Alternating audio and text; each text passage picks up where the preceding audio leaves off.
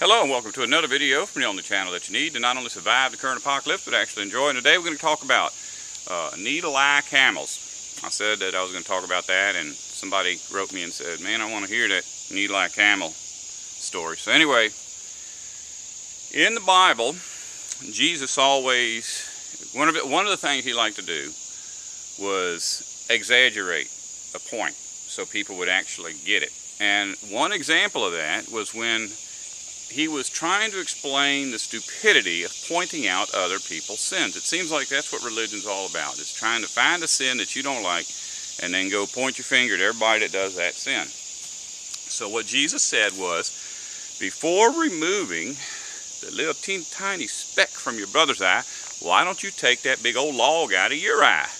That way you'll be able to see better to get that little speck. So people pretty much got the point, you know, little thing, big thing, and we got to look at ourselves before we look at others. So then later on, he had this rich guy come up to him and say, what do I need to do in order to be in the kingdom of heaven?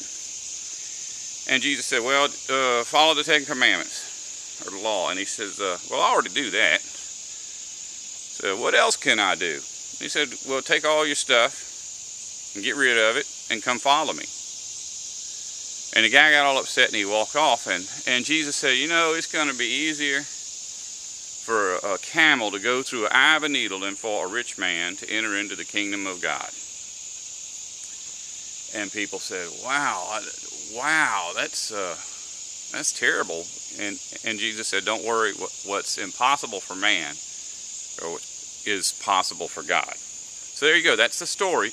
And so now we have to try to make this story sound like the last story. You know, you take something that's very small, a small little piece of wood, and talk about a giant piece of wood. So you take a small piece of thread and you want to turn it into a giant piece of thread or something. You want the story to make some kind of sense. You want to, you know, it's like Jesus could have said, it'll be easier for a rowboat to pass through the eye of a needle, or easier for a post hole digger to go through the eye of a needle. Why in the world did he choose camel? Well, I'm going to tell you how I came across this information.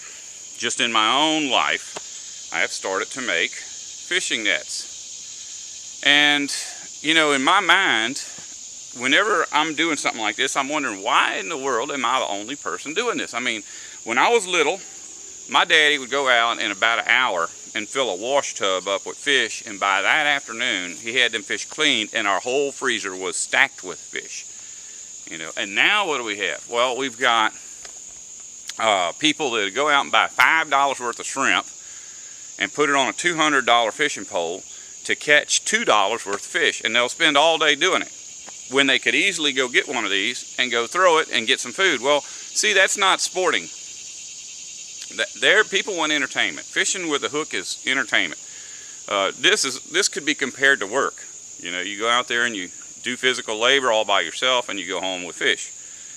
So we're in an entertainment-based world, and people aren't interested in doing anything else, especially since they're working 40, 60 hours a week somewhere doing something they hate, and somehow they enjoy sitting there with a pole in their hand.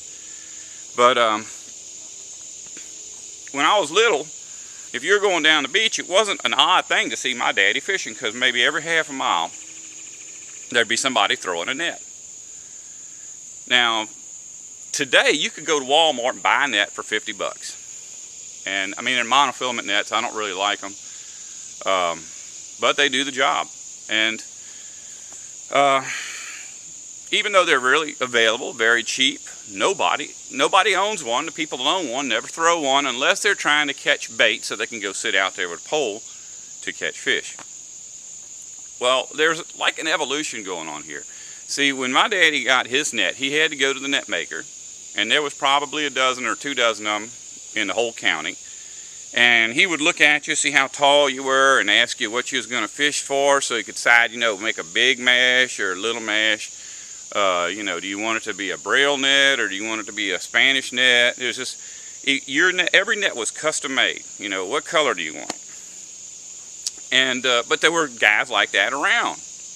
Nowadays, there ain't anybody you find that's making cast nets by hand is in their 80s or 90s, because it's a dying art. I got to thinking, you know, there was a time when everybody that fished had to make a net, because there was no such thing as a net maker. You couldn't go to a net maker and have him make you a net. You had to learn, back in the 1800s, if you wanted to fish, you had to learn how to make a net. And I got to thinking, there must have been a point at one time when people who went fishing, before they could go fishing, had to make their own net. Before they could make their own net, they had to make their own string. See, Jesus was a cast net throwing fisherman. It says that in the Bible. He went with his friends fishing several different times. You know, he didn't just sit in the boat and watch. But if Jesus was fishing with a net, that meant he had to know how to make a net. And he lived a very, very long time ago, so if he knew how to make a net, he had to know how to make string. I'm going to show you something. This right here is called, this is what you use to make a net, and it's called a needle. I always thought it was called a shuttle. But the guy that's teaching me how to make these nets, he calls it a needle. And so I went online to Google, and I typed in the word net making needle. And sure enough, everybody calls it a net making needle. And I came across a website of a museum where they had a 1,000-year-old net needle, and it looked just like this. On the same page, they had some little rocks, and those rocks had holes bored through them.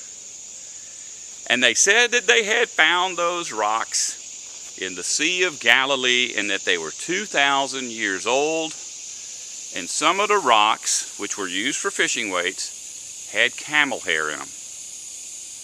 I didn't know this, but camel's hair is like this long, and they shed it every year, and the people that live in that area will collect that camel hair up off the ground, take it home and clean it off and wrap it onto a spool.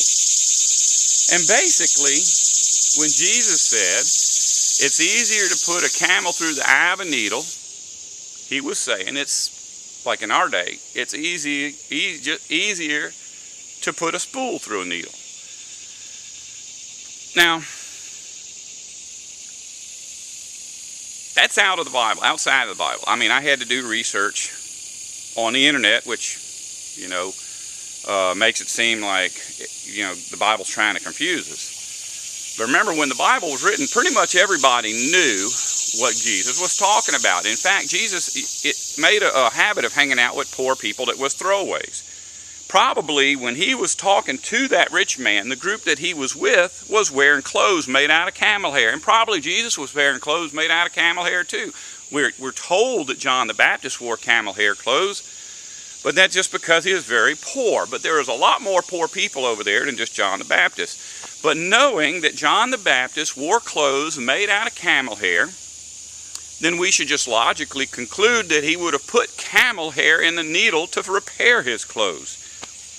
That's all. See what a simple story that is and how easy that was to figure out. The churches have had 2,000 years to try to figure out why Jesus didn't say it would be easier to put a rowboat through a needle. Why haven't they? You don't want to survive. Don't listen to me.